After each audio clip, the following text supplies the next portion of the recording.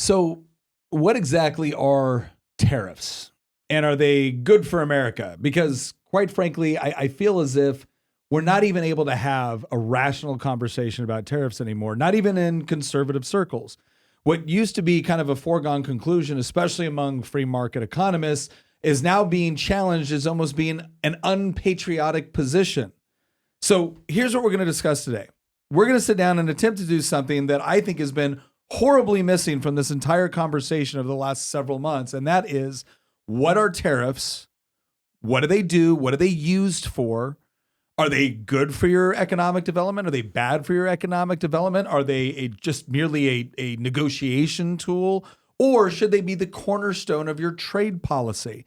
So that's what we're going to do today. We're going to talk about what tariffs, no kidding, actually are from a technical basis. We're also going to talk about the arguments in favor of tariffs, the arguments against tariffs. And then we're going to talk about Trump's America First policy, which he has made tariffs a significant portion of, and discuss what the actual purpose of a tariff is in Trump's larger trade and economic strategy. And then we're going to ask ourselves, is this the way that we should be going? Is this the sort of policy that we should be implementing in order to ensure the economic success of the United States, which ultimately means the economic success of Americans? All of that and more on this episode of Making the Argument. I am your host, Nick Freitas, member of the Virginia House of Delegates, but other than that, a reasonably good guy. With me in the studio, my beautiful bride, Tina, Queen of the Bees. Hello, everyone. And then, of course, we have our resident historian, our political prognosticator, the Oracle of Virginia, Christian Hines. How you doing, man? I'm doing well. We're both wearing hoodies today. We are both wearing hoodies. And what an excellent segue for me to talk about True Classic hoodies. Because as you have seen, I often wear True Classic t-shirts or True Classic long sleeve or even True Classic button downs because True Classic pretty much makes up a significant portion of my wardrobe at this point. But I haven't yet displayed the infinitely stylish and most comfortable True Classic hoodie.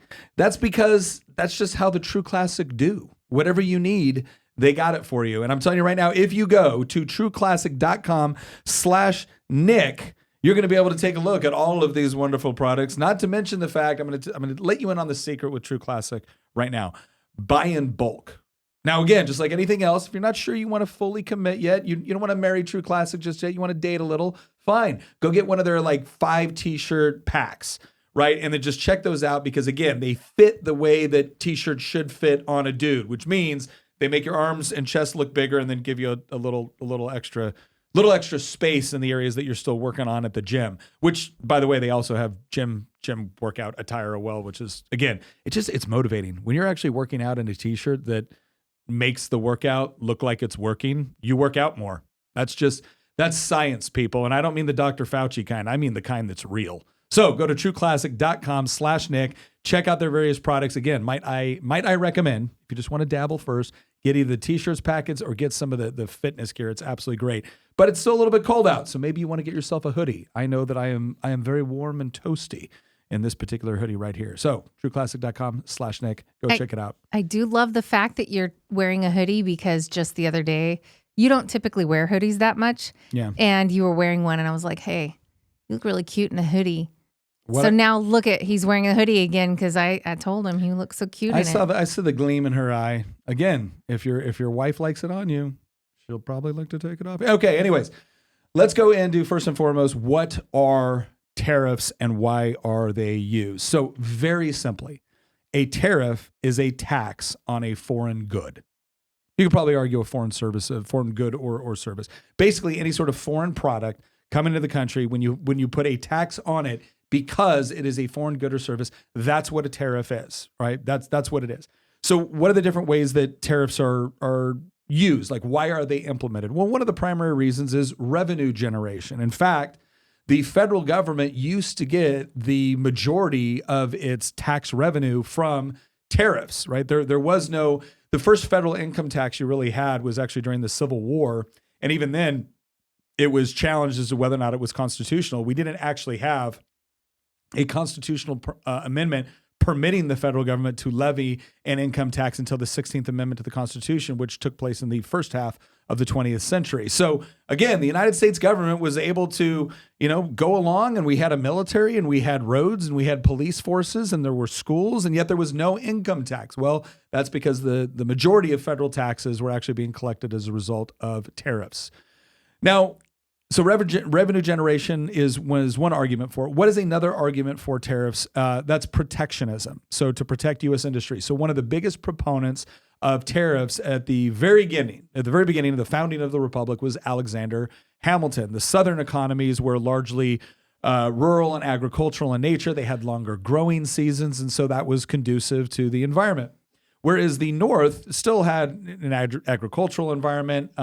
You had dairies, you had other things of that nature, but they were focused a lot more on the industrialization side. And at the beginning of the American Republic, obviously a lot of your finished goods and whatnot were actually being manufactured somewhere else, primarily Great Britain, and then being shipped to the United States. And so Alexander Hamilton made the argument that if we jacked up tariffs on foreign goods coming to the United States that were competing with American manufacturers, that would give American manufacturers an opportunity to be able to establish themselves, to be able to, provide those products without having to compete with overseas goods, which were being brought into the United States cheaper than what we can make them domestically. And so the protectionist theory was, give U.S. domestic companies the opportunity to be able to operate, to establish themselves, to be able to develop them, and then they would be able to produce those goods at better rates than the U.K., and we wouldn't need the imported goods as much anymore. Another use case for tariffs is punishment. So if your country is engaging in the sort of activities that we don't like, or perhaps we would like you to start engaging in different activities that you're not currently doing, one of the ways that you can motivate a country to come to that conclusion is tariffs. For instance, Donald Trump would like Mexico to start securing its own border and not allowing people to walk up through Central America and then shuttle them to the U.S. border, where they then point to the north and say, have fun. And so Trump has threatened tariffs against Mexico if they don't actually start doing a better job in assisting the United States in the policing of the border. He did the same thing with Colombia. He was repatriating Colombian citizens back to Colombia. Interestingly enough, Colombia didn't want their own citizens. Seems kind of rude. But then Trump said, well, fine, if you don't want your own citizens back, well, then we're going to impose a 25% tariff. And the president of Colombia was like, oh, my friend, I am so sorry. I did not realize that there was actually consequences to my actions. Presidents don't typically do that to us. Let me send my own plane to help get my citizens and repatriate them back to Colombia. So as you can see, tariffs can effectively be used as a punishment against other countries for not only trade reasons, but for other reasons. So if we look at the history of tariffs in the United States and around the world, what you're going to end up finding is that pretty much every country in world history has had some system in order to impose tariffs on foreign goods. Now, the results have been mixed, right? So Frederick Bastiat, who is one of my favorite thinkers, one of my favorite authors, has wrote a couple of books. One of the most famous pamphlets he ever wrote was The Petition of the Candlemakers. We actually did a 1-minute episode on that not too long ago, which gives you about a good 3-minute summary of the arguments that Bastiat was making in there.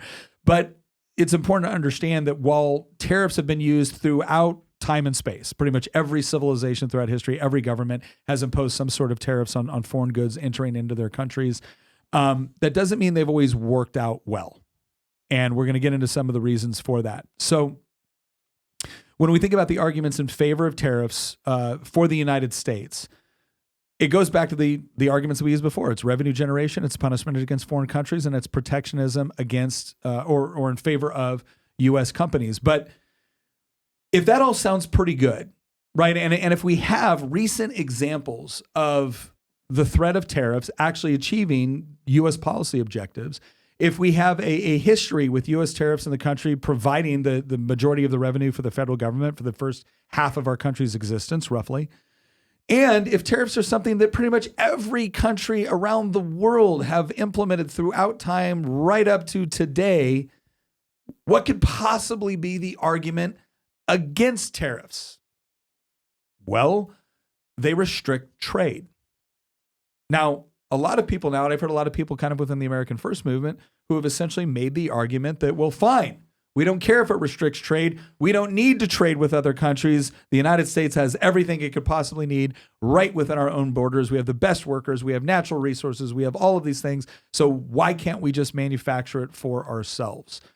And the problem with that is that you can actually reduce that argument to some degree of absurdity. So, for instance, Christian and I have talked about this before. Whenever somebody says that international trade is a bad thing, right, or it makes the U.S. too dependent on foreign goods and services, the question that you might ask back is, okay, well then what makes, if international trade is bad, if foreign trade is bad, what makes domestic trade good? Like, for instance, would I be wealthier if I didn't engage in trade with Walmart? Because after all, I have a 100% trade deficit with Walmart. I give Walmart money. They give me products and services. Do you want to know what Walmart buys from me? Nothing. Walmart's never bought anything from me. So therefore, I must have a hostile relationship with Walmart. Well, no, I don't have a hostile relationship with Walmart. In fact, I'm glad Walmart exists. Nobody forced me to trade with Walmart. I voluntarily walked through the doors and trade with Walmart. Now, I happen to be a Virginian. Would it be better for Virginia if we set up a bunch of retaliatory tariffs against the other 49 states of the Union? Right? So one of the major arguments against tariffs is that this is essentially a restriction on trade. It actually limits your own consumers on what they have access to within the marketplace. And if I impose a tariff on you in your country, what is your country going to most likely do to me? They're going to impose a retaliatory tariff. So it's not as if the United States says, okay, 25% tariff on any goods coming into the United States from Mexico, and Mexico just goes, well, I guess that seems fair. No, they do retaliatory tariffs on U.S. products going into Mexico. So where you might be thinking, okay, hey, this is good for American companies. Well, it may be good for an American company that doesn't want to compete with a foreign product. It's not good for an American company which exports their products to foreign customers. Not to mention the fact that some U.S. companies rely on various goods and services from foreign companies in order to be able to create their products, which they then sell to you. So one of the things tariffs do is it restricts trade and encourages retaliatory tariffs. And it drives up prices for the consumer. There's a question here also. Yeah. Connor says, why didn't U.S. policymakers respond to foreign tariffs in kind until Trump this term? He said, example, 100 to 350% Canadian tariffs on U.S. foodstuffs. So typically you would imagine, we probably have a similar tariff against this country that they have against us. But in actually a lot of cases, other countries will tariff us more than what we tariff them. I think there's a couple of things at play here. Christian, do you want to? Yeah, the big thing is monetary policy. We talked briefly about this when we did our episode on the dollar milkshake theory, which, by the way, I need to just point this out. We clipped a part of that and then published that as a second video. And I was looking at the comments, and it's like all these people in the comments that are like, Christian doesn't understand anything about economics. The Fed isn't creating value. Yeah, that's the whole point of the milkshake theory.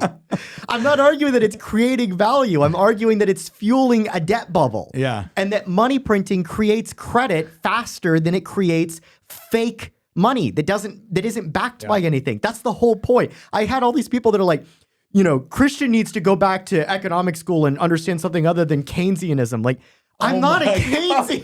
Well, okay, chalk that up to people who missed the point completely. The YouTube comment section is really hit or miss. Yeah, don't read the YouTube comments. I'm literally critiquing the system from an Austrian perspective, not saying we need more money printing. I'm saying it doesn't matter how much money printing you do. Yeah. You're going to create asset price inflation and a credit debt bubble. So explain how that, don't get me wrong, I think you should definitely go into the comment section and clean all of their clocks on this. But explain specifically to that question, why did the United States not engage? Like, I just made an argument that a tariff encourages retaliatory tariffs. So why has the United States not engaged in retaliatory tariffs against foreign countries which have imposed them against us? Because our trade policy is an extension of monetary policy, which is unique among the nations of the world because we possess the global reserve currency.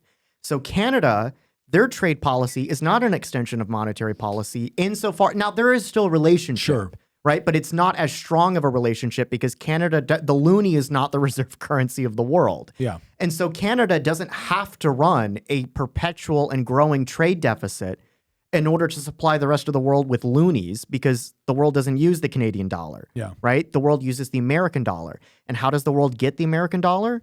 By trading with the United States. Yeah. And so there's something that there was a realization that came to me once that the day that the Bretton Woods Agreement was signed was basically the day that the Steel Belt became the Rust Belt. And the logic behind this goes something like this. Because we're the reserve currency and we must supply the world with dollars for them to use as the reserve currency, there's only one. There's some other ways. You could say like Fed swap lines with other central banks. But by and large, there's one mechanism through which we supply the world with the constant dollars that they need. And they import goods, they ship goods to us, we pay them in dollars, and then they use those dollars to build up their reserve currencies. Well, what that means is we have to run a trade deficit. It has to be a trade deficit because if it was a trade surplus, we would be sucking up liquidity from the rest of the world. We would be taking their money, right? And we'd be shipping them goods. That's how we functioned about 120 years ago when we were an industrial superpower, but we weren't the reserve currency. The British pound was the reserve currency. But now we have the inverse of that. And so what happens is that we import goods from all the other countries in the world and we give them dollars in return. So if we imposed massive tariffs on the rest of the world, we would be restricting the flow of liquidity to fund the rest of the world's monetary needs, not their monetary needs, to fund the rest of the world's trade obligations, and for that matter, their debt obligations as well. And so in a way, it's actually counterintuitive for us to have tariffs, even if other countries are imposing tariffs on us, because otherwise, how would we be pumping the world with dollars? And keep in mind, we're running massive budget deficits as well, larger than any other country in the world. Now, we don't have the largest debt to GDP level, that's Japan, which we've also briefly talked about. But in order to fund our budget deficits, one of the other things, too, that we use is our treasury market. And so if we had a giant liquidity squeeze that would basically, send the milkshake into the stratosphere and would collapse the global financial system, well, we would, in effect, be bankrupting ourselves. And so having the system as it currently functions with a strong dollar, but not so strong that it plunges the world into a financial crisis, allows for the government to run massive multi-trillion-dollar debts. And so that's the reason why, not the entire reason, of course, but that is a huge reason why we have a free trade, or had a free trade policy for 70 years. I think it's an important thing to take into consideration too, because most people are not, I don't think most people are automatically associating monetary policy to why we wouldn't have retaliatory tariffs, but it is part of the explanation. I would say that there's also, I would say, a very unpopular, especially right now, a very unpopular theory that there's three realities that you can exist in. One reality is complete, unrestricted free trade. And like the Austrian school would say, that's your ideal. The ideal is there's no restrictions on me being able to trade with you, whether you're my neighbor, one state over, one country over on the other side of the world, right? If we've got goods and services that we want to trade, we get to trade with one another and there's no government restrictions on it. That would be the ideal. I would say that's an ideal. Another environment is one in which you have a kind of an imbalance based off of they're putting restrictions on you, but you're not putting restrictions on them. And then the third environment is where both of you are restricting the crap out of each other to where there's no trade that can actually take place between one another. The argument in many cases, and this actually plays out when you're just looking at kind of the numbers, is that if you had to choose between an environment, again, if we're saying that the ideal is free trade, and you had to choose between an environment where you allowed everybody to be able to trade with you however they wanted without restriction, even if they restricted you, that's still economically preferable to you put restrictions on them, they put restrictions on you in a way that significantly reduces or restricts trade. And the reason for that goes into the idea of, again, what is trade? And most importantly, understanding that countries don't trade with one another in so much as people in other countries trade with each other, right? We talk about trade deficits between the United States and China, or trade deficits between whoever else. But really what that is, with some exceptions, like, the Cuban military owning most of the industry in Cuba, or the PRC, the government actually controlling a lot of the industry there. Really what that is you have producers and consumers in each countries, and you're trading things based off of competitive advantage. So for instance, countries that have, a different, like for instance, the United States is never going to dominate the global market in mango agriculture, right? Like that's not going to be our thing. Why?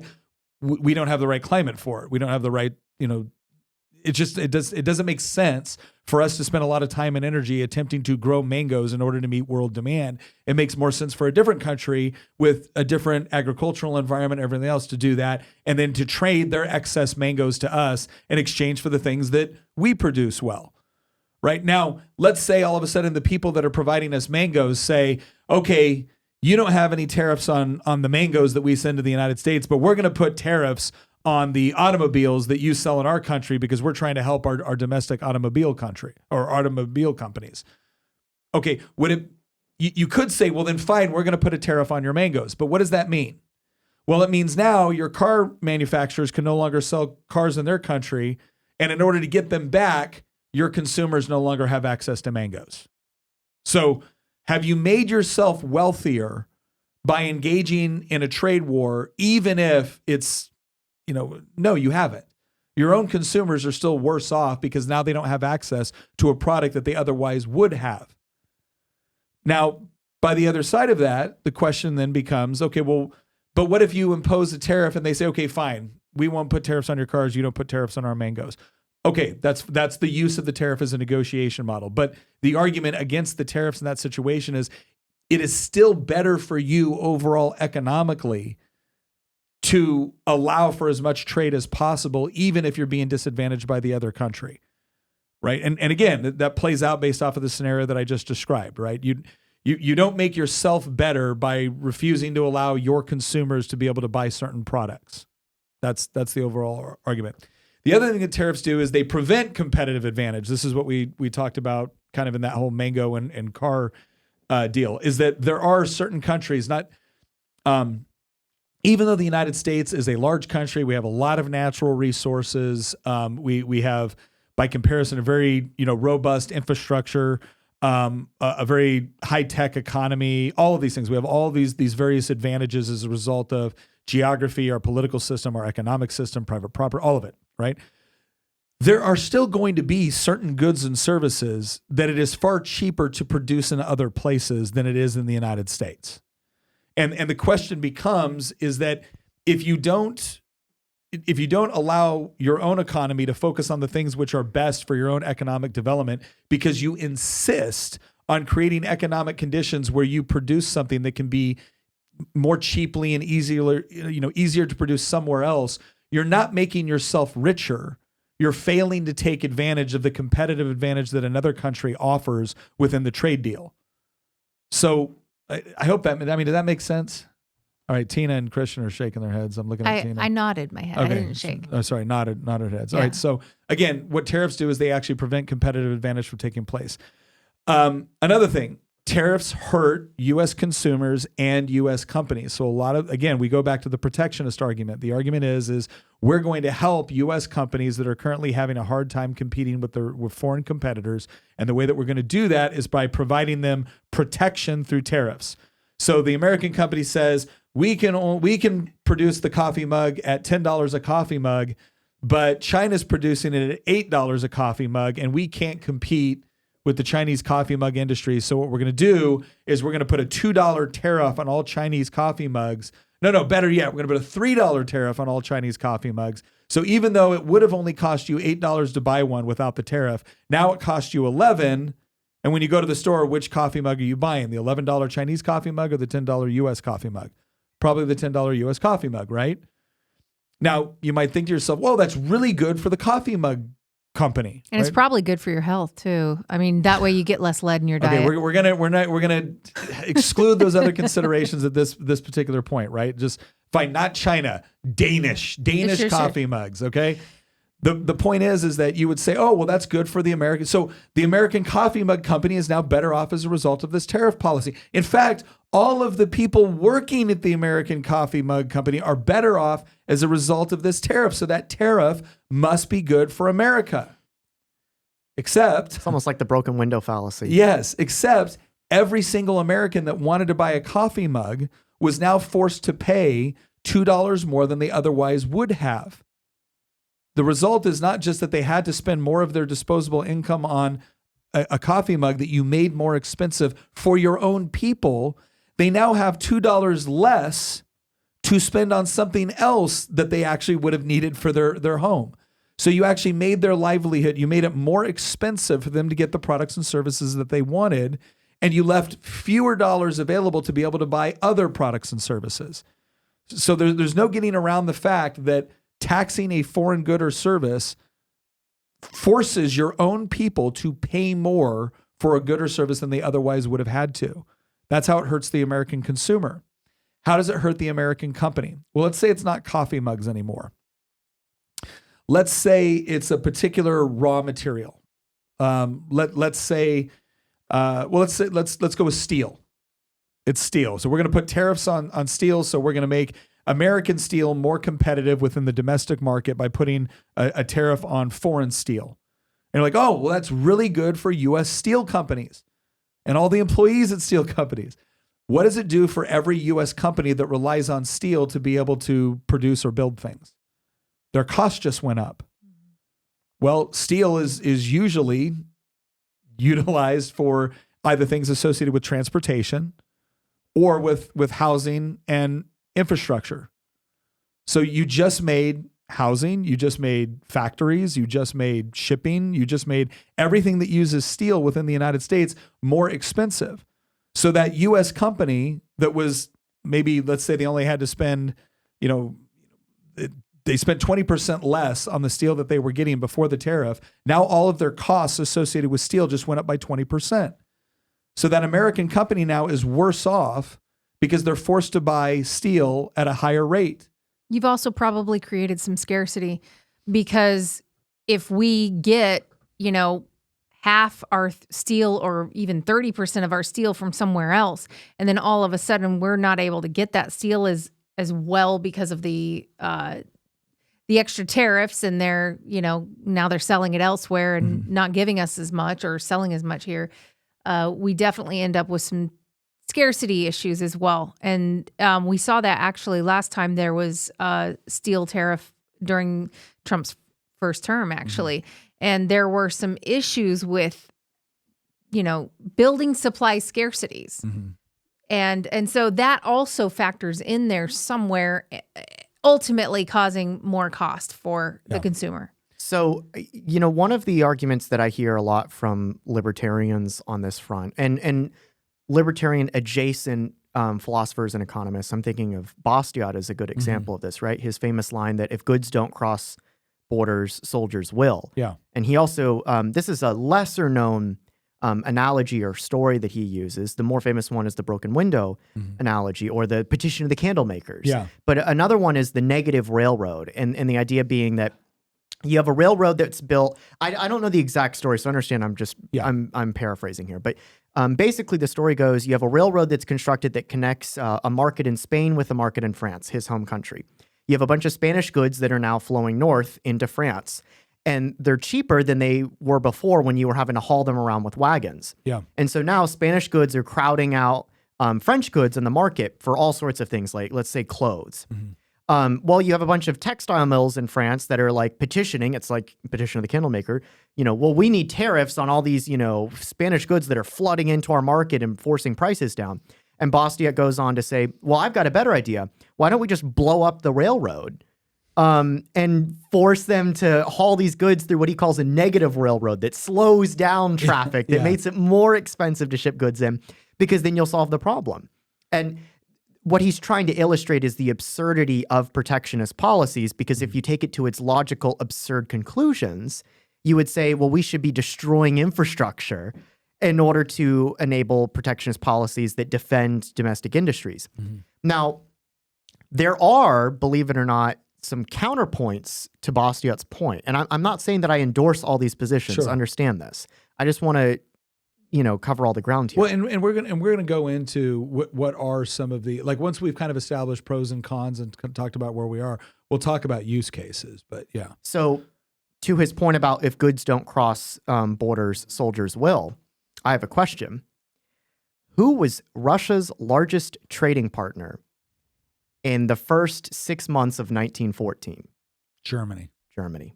So they were trading just fine. They were trading just fine. Well, again, I think it's okay to defend Bastiat here a little bit. I wouldn't say that's the only factor that affects whether or not troops cross borders, but I think it makes a good point that if you close, for instance, what was one of the primary reasons that Japan bombed Pearl Harbor? We embargoed them.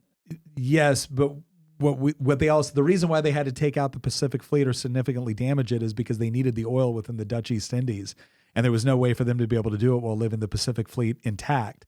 And so the idea is that cutting off the flow of oil, it pretty much created a situation where Japan felt like the only way that they could actually sustain their operations was to go to war with the United States, which ended up being a very, very bad decision long term. But that's an illustration on the other side of kind of Bastiat's point. Now, again, more factors going on in World War II than just the trade component. But it is, I think, again... And by the way, that's not an endorsement of saying, well, we should have just kept funding the Japanese with oil. Yeah, no. Yeah, I get some libertarians that occasionally argue that. I've seen. Yeah, and I'm not making that argument. But it's true that when you cut people off from resources, a perfect example of this, modern day example of this right now would be Egypt and it's not Eritrea. I'm trying to remember. Ethiopia with the dam. Yes, the Nile. I mean, they are. Yeah, the Ethiopia is in a position right now where is it Ethiopia? It's Ethiopia that's building a massive dam. Ethiopia is and one of the tributaries of the Nile. Blue Nile that would drastically impact Egypt's access to water. Egypt absolutely relies on the Nile for its existence.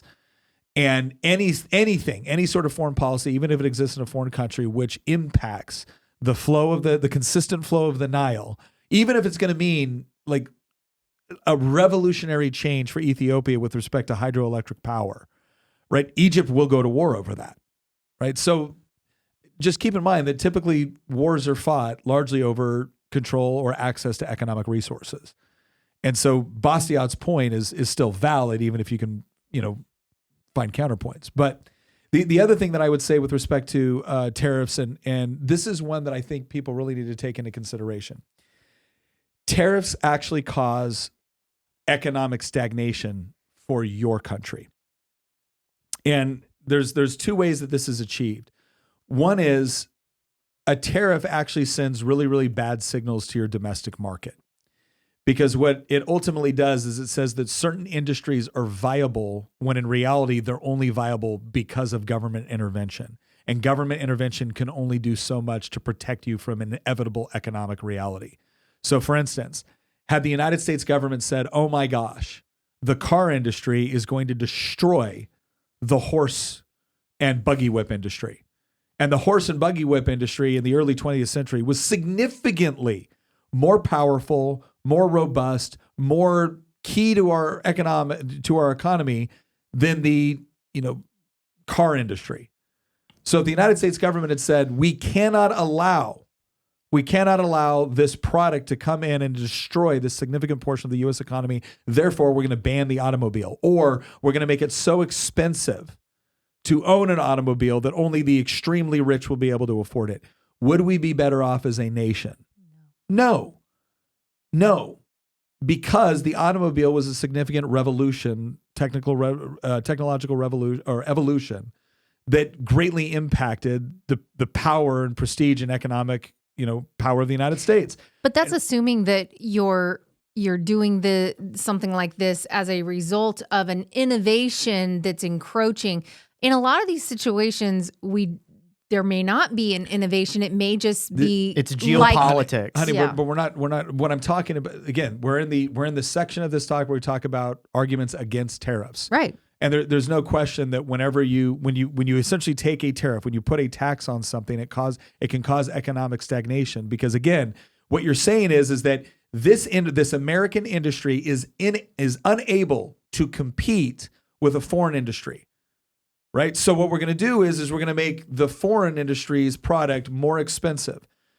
You are sending a signal to your own economy. That's people in school studying to decide what they do next. That's investors deciding on where they're going to invest. You're sending a signal to them that this industry is a good one to invest in, even though it would not be able to exist without direct government intervention.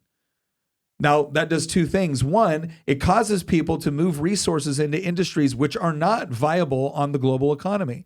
The other thing that includes everything from investment to people studying to actually get into certain industries. So that's one problem with it. The other problem is this, and you want to know a perfect example of this?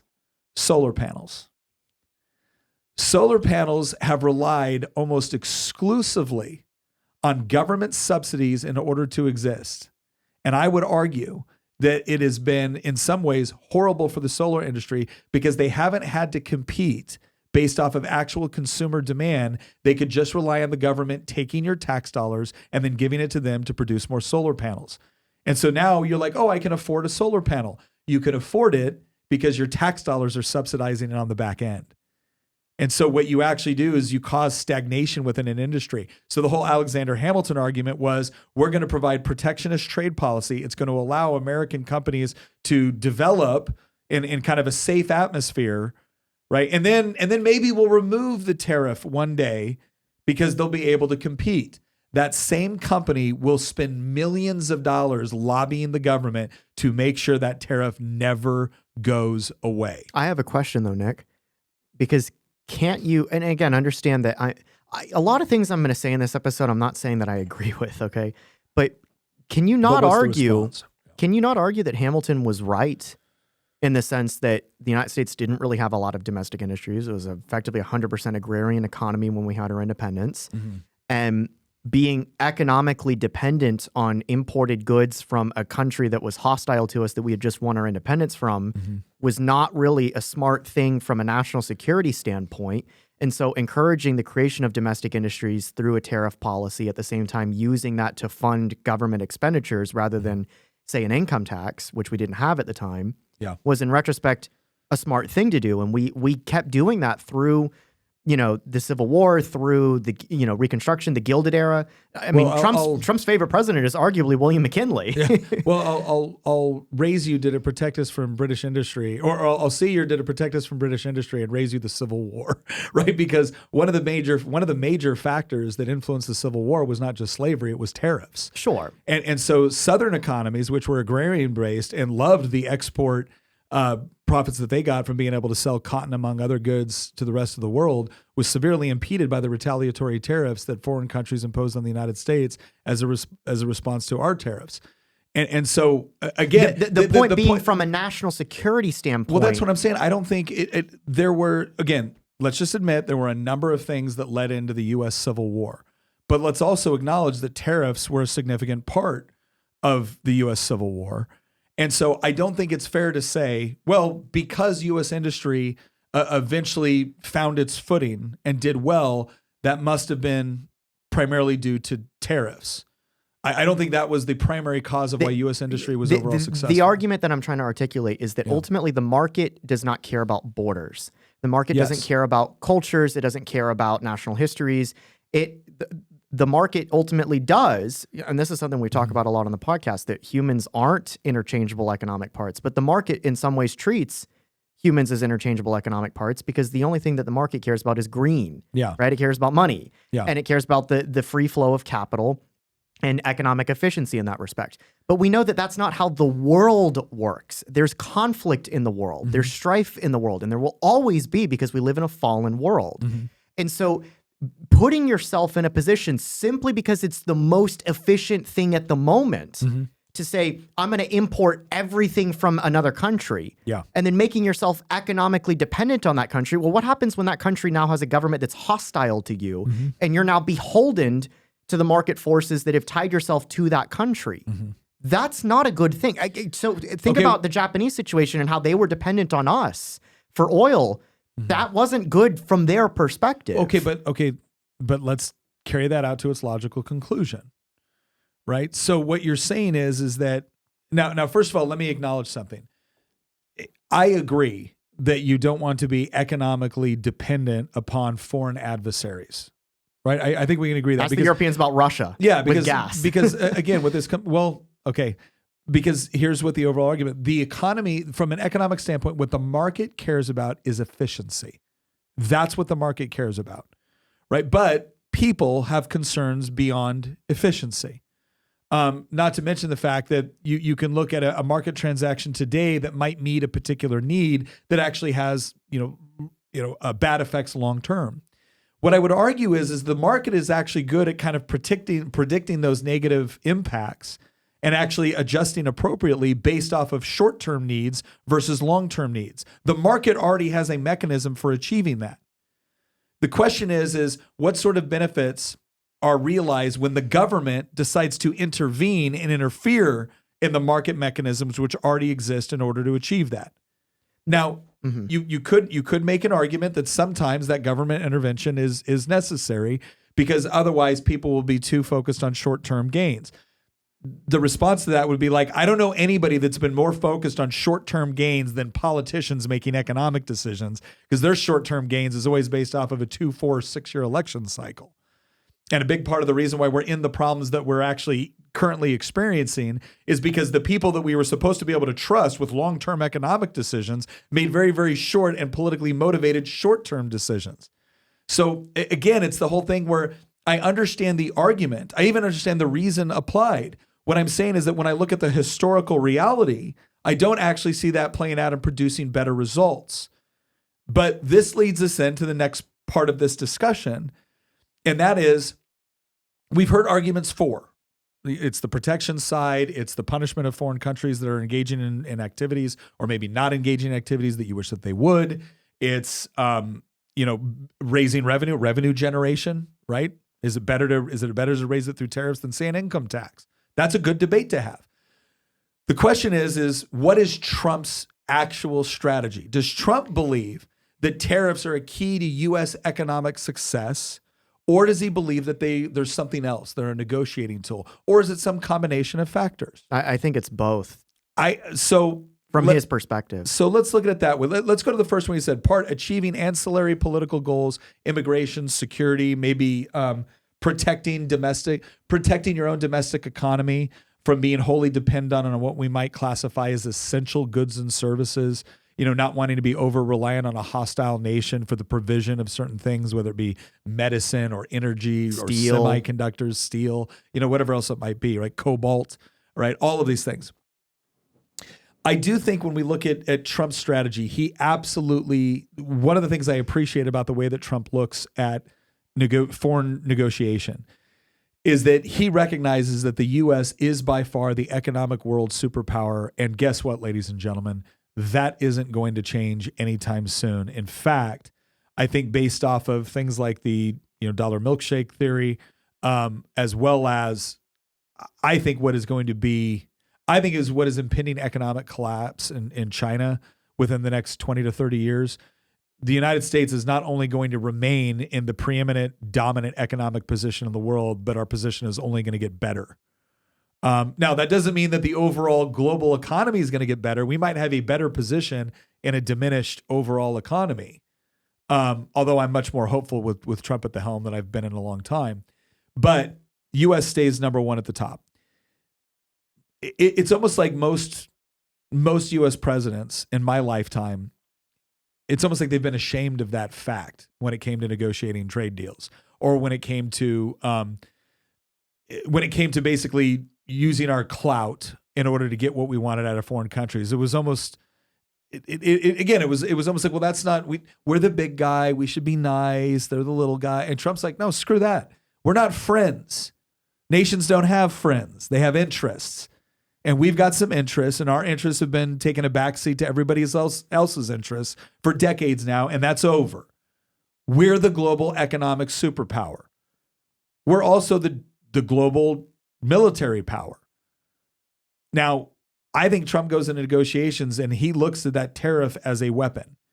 So he looks at a 25% tariff against Colombia, and he says, look, it's real simple. Will the American people get hurt by a 25% tariff on Colombian goods? Yes. Will we be hurt by a retaliatory tariff that Colombia could launch against American goods coming into Colombia? Yes. But you'll be hurt more. So what do you want to do? And what Colombia and Mexico and Canada have concluded is, okay, what do you want?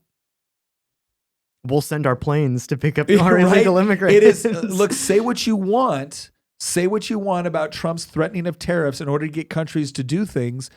In many cases, things that have nothing to do, or I shouldn't say nothing to do, things that are not as directly related to economic policy.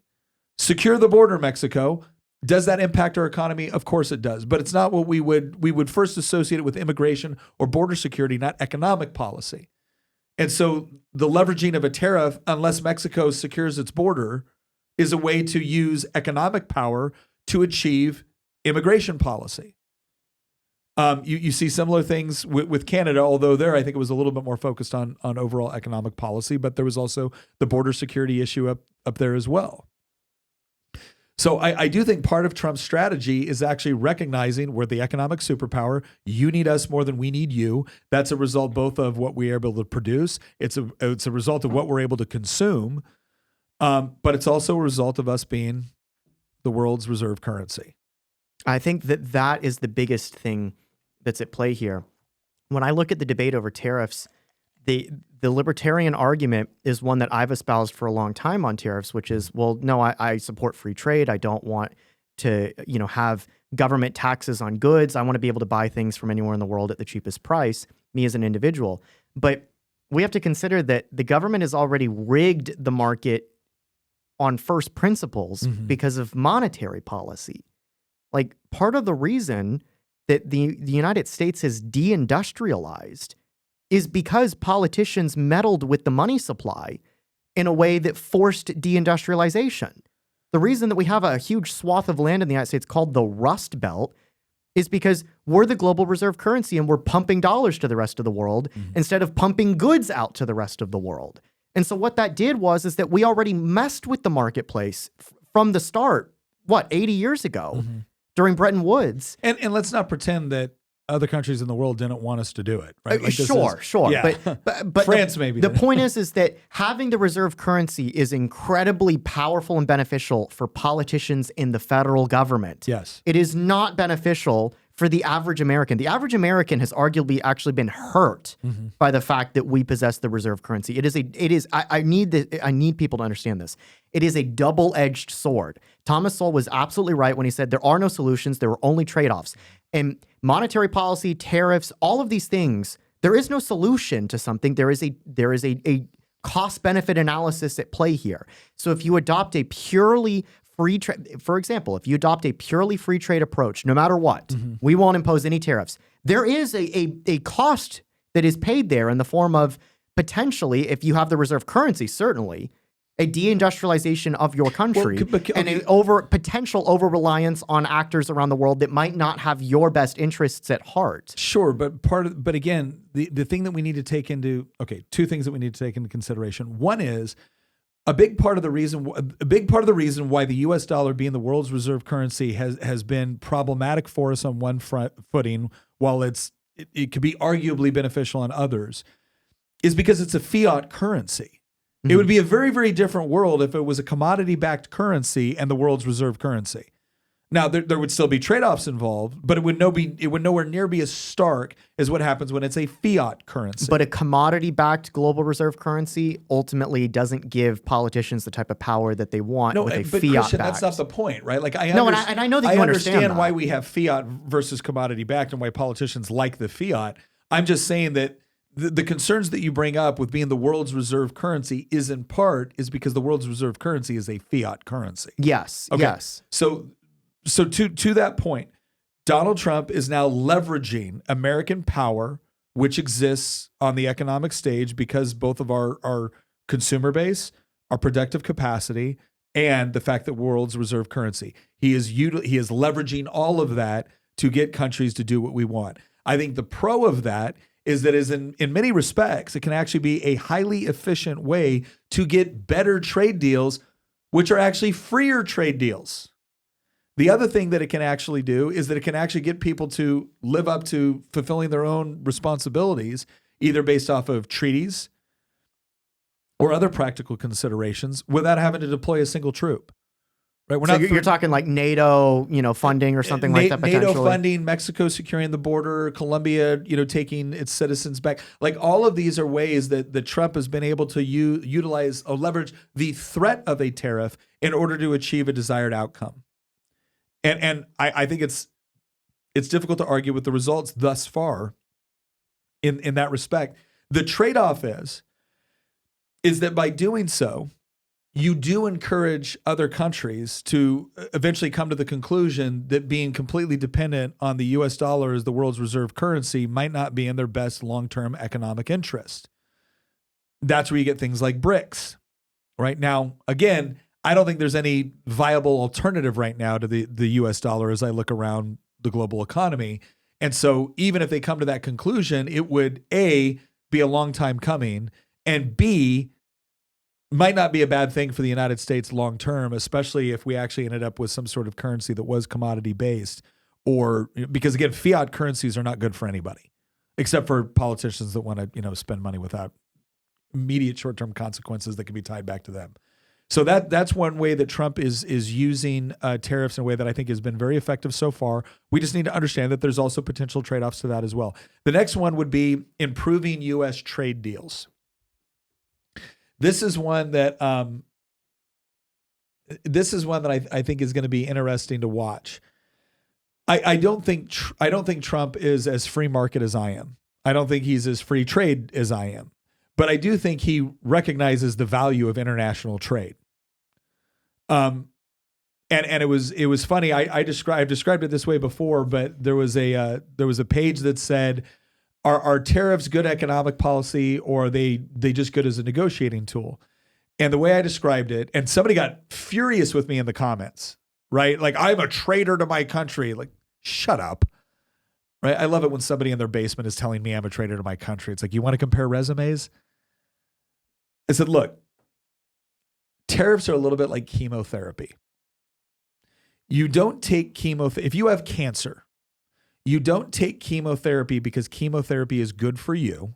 You take it because it's bad for the cancer. Once the cancer is gone, you know what you stop doing? Taking chemotherapy. Why? Because it's bad for you. It was just worse for the cancer than it was for you. When the cancer's gone, you stop the chemotherapy. And I said, that's why it's useful as a negotiation tool. And again, this guy comes in like, you're an idiot. You don't understand anything. All nations have tariffs. I'm like, okay. And is that working out for all nations? Like, what argument are you making? I said, okay, let me put it this way. You want to know how I know that Donald Trump doesn't honestly believe that tariffs are the key to prosperity? You want to know how I know? Every time Donald Trump threatens a tariff and a country relents and does what he wants, what's the first thing he does? He removes the tariff. Why? If the tariff is what's key to American prosperity, why would you remove the tariff? Why would you remove the tariff once you got what you want in the negotiation deal? Maybe it's because the tariff wasn't what you wanted. You wanted the capitulation in the other area. Either you wanted tariffs removed on American goods and services, or you wanted that other country to actually start engaging in whatever activity it was that they weren't currently doing, or to stop engaging in activity that they were currently doing. And once they did it, you froze the tariff or you removed it altogether. Trump understands that international trade is a good thing on the whole. He also understands that the United States has been victims of very, very bad trade deals for a variety of reasons. Some of them having to do with monetary policy. Others, I think, just negotiated horribly. Others, I think, just pure corruption, if we're being honest. So Trump also gets that. Now, this is the part where I think it's a little bit different, right? So I would say, see, Trump understands tariffs aren't the key to prosperity.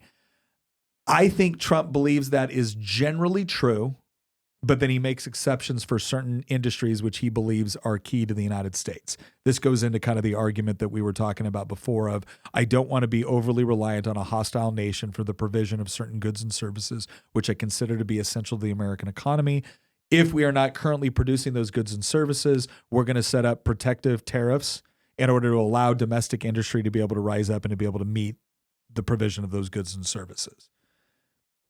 So that's the distinction I think Trump makes.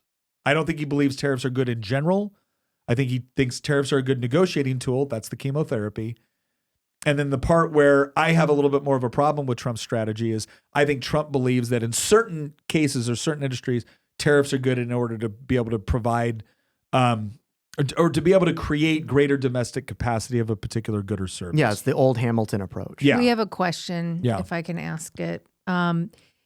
Chris Murray says, how does the U.S. with respect to tariffs negotiate with a foreign country that is subsidizing said product? Do we keep a tariff at the subsidy level versus eliminate it? So this is a great question. I don't think I fully understand the question. I think this is here. I'm going to go ahead and attempt to answer it. Chris, you tell me if I'm being wrong. What you're saying is that let's say a foreign country subsidizes a particular industry. So let's say watches. And now I'm not saying this actually happens. I'm just saying, let's say the Swiss government said, we want Swiss watches to be the dominant watch in the world. But in order to do that, we've got to make a better watch, and that costs more money. So what the government's going to do is the government's going to give tax dollars to the Swiss watch industry so that they can export a better watch at a more competitive price. So the question is okay, well, now what you have is it's not that the Swiss government is imposing a tariff on American watch manufacturers. What they're doing is propping up their own industry through subsidies. They're kind of imposing a tax on their own people. That's exactly what they're doing. So what the Swiss government has decided to do in this scenario is say, we're going to tax our own citizens so that Americans can buy cheaper Swiss watches. Cool? But you know, in fact, actually, our previous episode, there's an example of this. Yeah. There are weird circumstances where geopolitics in some ways encourages an action like this for much larger reasons than simple economic efficiency. The example being the Silicon Shield that Taiwan has, where the government did exactly what you just said with the semiconductor industry, subsidized like crazy TSMC, which produces more semiconductor chips than any other company in the world. Mm-hmm. And they did that with basically the explicit purpose of, we are going to be the leading player in this field, which is essential to, the tech sector around the world.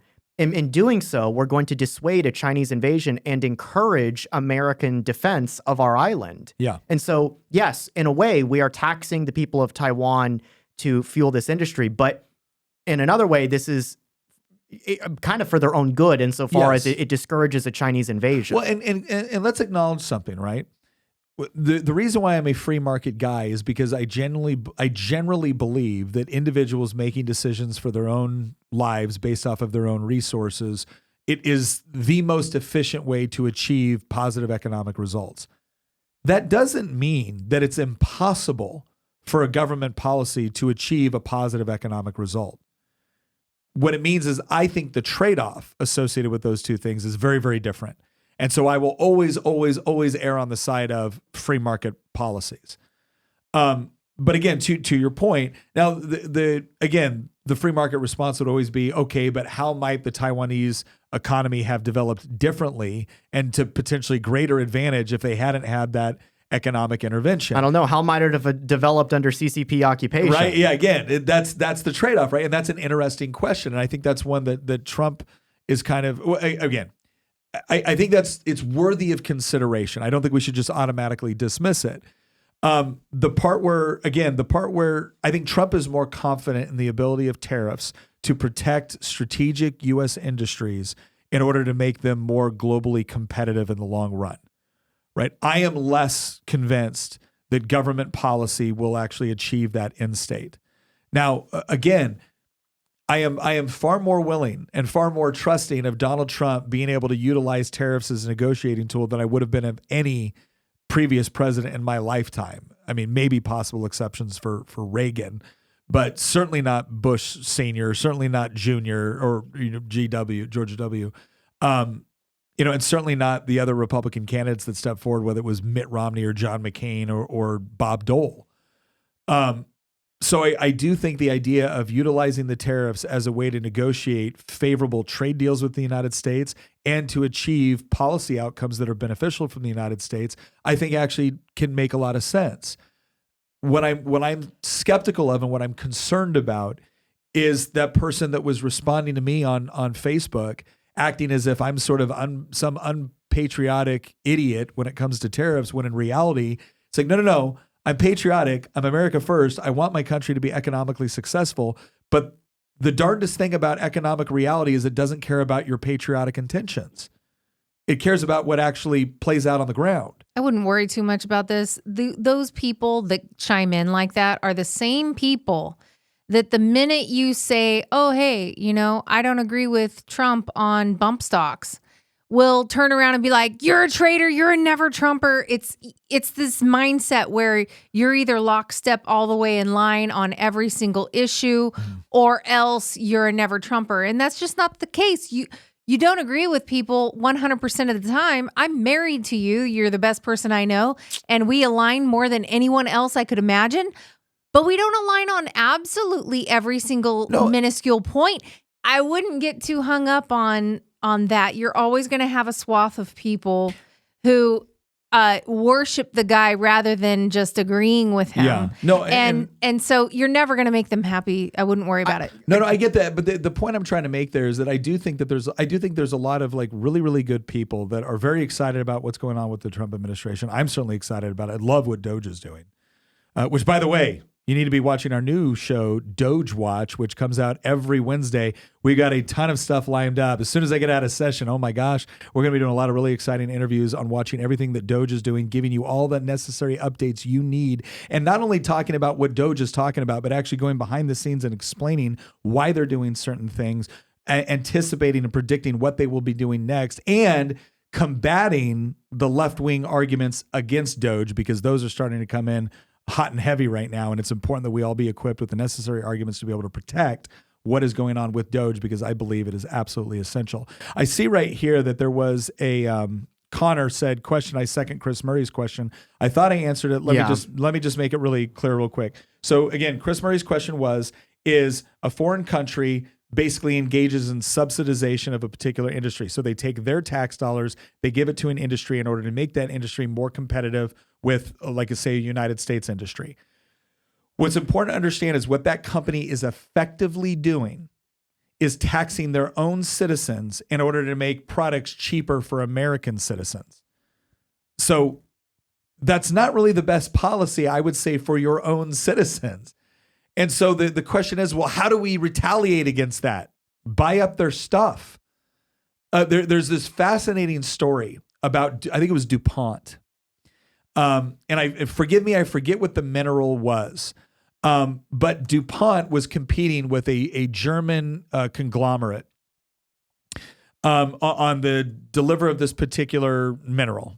And what happened is when DuPont was just operating within the United States, the German company didn't care. They didn't really get involved.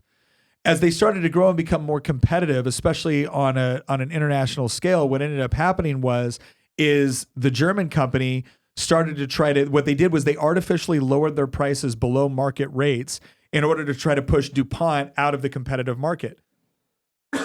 So guess what DuPont did? DuPont got a bunch of straw buyers, and then he bought up all of the mineral that the German company was selling below market rates, and then he sold it in another market for market rates. So what ended up happening is this German company started to go bankrupt because instead of just providing a better product through more efficient delivery of goods and services, they were trying to manipulate things through price manipulation and regulatory manipulation. And DuPont was like, fine, I'll just beat you by being more efficient. And eventually what ended up happening over time is that this German company finally cried uncle and told DuPont, finally, we won't sell in the U.S., you don't sell in Germany, and the rest of the world market is open for free competition. And DuPont said fine, and that's how they continue. I'm almost positive that was DuPont. If I got that wrong, I'll try to find the specific story. But it was this interesting lesson in what happens when a company or a country tries to get one over by saying, yes, I know, comrade, we will prop up our own industry by by stealing money from our consumers and giving it to this particular industry so they can sell it to foreign consumers at a lower price. If someone is willing to give you a discount, take it. Take the discount, because ultimately what makes you wealthier is goods and services. And so if more people want to flow goods and services into your country, they're actually making you wealthier. I mean, is that a fair? I think, and this is something that, in some ways, this is the elephant in the room that has to be tackled at some point, and likely in its own. I just saw your podcast. comment, Christian. Yeah, I blame Connor for this. He asked the same question that Nick just answered, and then Nick spent 5 minutes to answer the second. But you know what? I can't be upset because in our last podcast, I gave a detailed history of China for the last 200 years.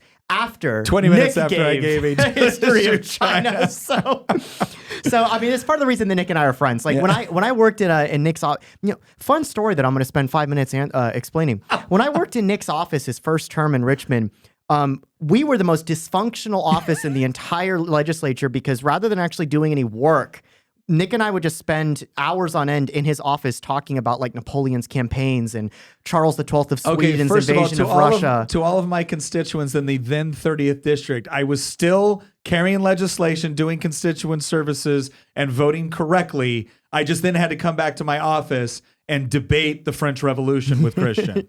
Yeah. So long story short, part of the reason that Nick and I are friends are because we geek out over this stuff. But honestly, what we're kind of getting to at this point in the podcast, which is close to the end, is kind of an elephant in the room that has to be addressed in more detail in the future, because this is something that has happened to me over the last few years where like I dropped the libertarian label and like, I'll show my Twitter account for a second. I put post-liberal reactionary in there as a descriptor for myself. And part of and that's a pretty hardcore phrase on the right. It's not in a libertarian or American traditional conservative position. It's traditionalist in a different sense. Yeah. And I think part of the reason that I've moved in this direction is because one of the things that I realized, in addition to the fact that like the revolution on the left will never end, and it doesn't matter if you're trying to negotiate in good faith. Another thing that I've realized is that a lot of what libertarian philosophy advocates for is actually like a snowplow for the left. It dismantles traditional barriers and creates it's almost like blank slate egalitarianism, but blank slate egalitarianism can't last. And so what happens is that the left comes in behind libertarianism and constructs a new moral system that is an inversion of the traditional moral system that's bad. And one of the things that really hit me like a truck once I realized it is that, we don't actually serve the markets because the markets are made up of us as people. We are the market. The market should be serving people, not people serving the market. And so as a default, I will default to, yes, no government intervention, free market economics, Bastiat, Hayek, laissez-faire, Austrian school, all of that stuff. Libertarian economics, quote unquote. I know that that's a phrase that is a loaded phrase, but like I will default to minimal government intervention at all times. But I will not default to that if it means deconstructing things that I think are essential to human existence. Well, what we call tradition. Because if you want maximum market efficiency, dissolve all barriers, have a one world government, a universal free trade zone, universal mass migration zone. There are no traditional bonds. There are no tribes, cultures, customs, nation states, individual bonds whatsoever. There's not even families at that point because it's just market forces. Just maximize market forces. If you want to have absolute maximum economic freedom, dissolve all traditional bonds whatsoever that stand in the way of the maximum flow of capital and goods and market transactions. And I'm sorry, I just won't tolerate that. I will actively fight against that. Well, yeah, sure, but I don't think. Here's what I would say. I don't think that's the proposition we're being offered. I actually think the ideal free market environment is dependent upon I agree. What is the market? What is the market most dependent upon ultimately in order to be successful? High trust societies. I agree. If you want a high trust society, you actually have to have those various bonds, those bonds of religion and tradition and family and things which operate. I don't want to say completely outside the marketplace, but you know what I mean, right? They're not because we are the marketplace, but what it is that they're the foundation upon which a free market can thrive. And I think it is a mistake that some, not all, some libertarians make, where they have this idea that really what this is about, that their version of laissez-faire is not just market-oriented. It's not even liberty. It's licentiousness. It's this idea that I should be free to do whatever I want, and as long as I'm not hurting somebody else to the best of my definition of someone else and hurting, then it's good. It's morally beneficial. And that's not reality. That is absolutely not reality. So here's the last thing I want to kind of get to here as we wrap this up. And I think was there one more question? Tina's supposed to be watching the question. Not that I saw. Oh, here it is from Erica. Question: how do we get off subsidies in the U.S.? Okay, so this is relevant to this discussion, but it's a little bit ancillary. The way you get off subsidies is that you actually have to have a voting public that doesn't believe it's the role of the United States government to essentially direct the economy. If you can get to a point, and I'll give you a really, really good example of this. It was Davy Crockett, actually. There's if you Google Davy Crockett, I think it wasn't yours to give. There's this really interesting story about a fire that took place in Georgetown, so just outside of Washington, D.C., or I guess in Washington, D.C., and Congress allocated relief funds for the people of Georgetown. And Davy Crockett, I think he voted for it or whatnot. And he came back and he ended up getting a lot of grief from his constituents. And there's this story about him having this conversation with one of his constituents where his constituent was saying, he goes, it's not that I have a problem with people giving money to fire victims in Georgetown. What I have a problem with is you presuming that it was your authority or your job to take money from other people in order to give it to somebody else for something that you thought was noble, but fell way outside of the enumerated powers that you've been afforded under the Constitution. It is one thing to ask me to give. It is another thing to compel me to give. Because if you will give it to this, you will give it to any number of other things, provided that you can justify in your mind that there's a moral outcome, a morally justified outcome. And so it was this whole concept or idea that the government's job, specifically in this case, the federal government's job, was to faithfully execute its duties enumerated and specified within the Constitution, and to not exceed those duties or responsibilities based off of some sort of whatever Congress could morally justify in its own mind as being good for the general welfare. The general welfare clause is not a blank check for Congress to do whatever it determines is within the general welfare. They still have to stay within the enumerated powers articulated within the Constitution. So if you genuinely want to get the United States and United States industries off of subsidies, you actually have to create a voting class that sees the dangers associated with politicians who will justify stealing your money in order to give it to somebody else. It's not going to, you say, well, we need better politicians. Who elected them? Then you need people that are going to vote for those better politicians, because here's been my experience in 10 years in the General Assembly. I say no to a ton of government spending. In the last 9 years in the General Assembly, I think I voted for 2 budgets. And the only reason why I voted for them is because those were the budgets that actually issued the largest tax cuts. And I wanted to demonstrate to my colleagues that I'm not insisting on perfection, but I am insisting on better than last year. And that just hasn't been the case in most years in the General Assembly. The hard pill to swallow is that even most of the Republicans have subsidies that are their pet projects. Think about it. Pretty much any representative who has a farming background will absolutely never say no to farming subsidies. They will continue to demand the farming subsidies. And then when you don't want them to have the farming subsidies because subsidies are bad, even if they're for things you like, they will turn around and say, well, you don't really want to You don't care about the farmers. No, It's no, worth noting, no, though- it's worse than that. Tina, it's Wait, worth let her finish. Okay. Let her finish. It's that you don't want to pay what things really cost. They will say you don't want to go to the grocery store and buy meat that really costs what it takes to produce the meat. And it's basically you don't know how expensive it is to farm. We have to take your tax dollars to do it argument. And farm subsidies that's the number one that I think that most Republicans will shy away from talking about. And so it's not really a left or right thing.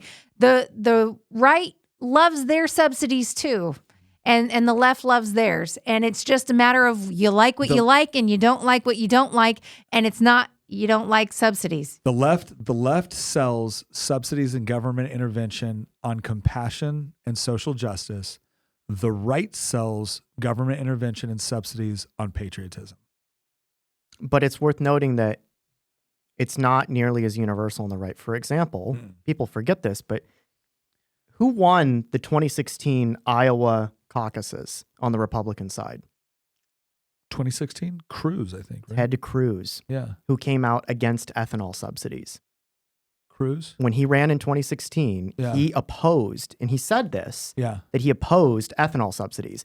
Everybody said that was political suicide. Now, he didn't get the nomination. Donald Trump did. But Cruz won Iowa. That is an unprecedented, that had never happened in history. Oh, yeah. He won in a place that is probably the largest recipient, one of the largest recipients of ethanol subsidies. Of somebody winning a Republican primary after coming out against ethanol subsidies, and he won the Iowa caucuses. Now, in retrospect, especially after what's happened in the past month, I am thrilled that Donald Trump ended up becoming president. I can't believe I'm saying that, considering where I was 8 years ago. But I'm very happy that Trump's in the White House rather than with the exception of like maybe Rand Paul. Yeah.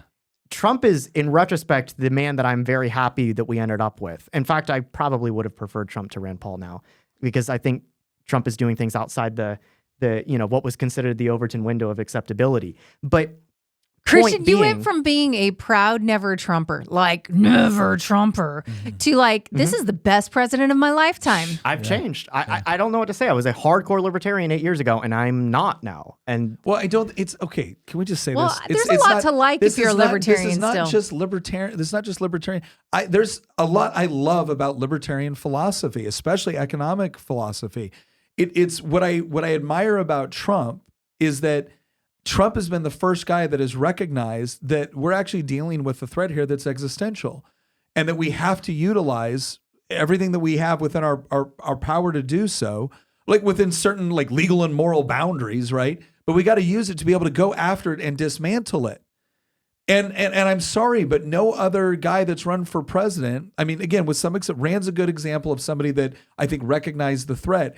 I think Trump has been willing to go after that threat in a way that no other gloves off. No other elected politician I've ever seen has been willing to do it, and has been able to assemble a team that is willing to do it across the board.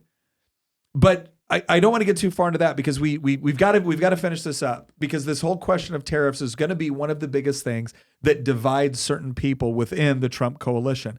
And the message that I want people to hear from someone like me, who is big on free markets, big on free trade, because I think it is the patriotic thing to do, right? It's not because I'm more committed to Austrian school economics than I am to the United States. It's because I believe that there are certain economic realities, and that when the United States recognizes and embraces those realities and then leverages them, it benefits the American people. Having said that, I recognize the incredible success that Trump has had leveraging tariffs as a negotiating tool. And I think insofar as we do leverage them as a negotiating tool, they can have incredible value without violating free market economic principles.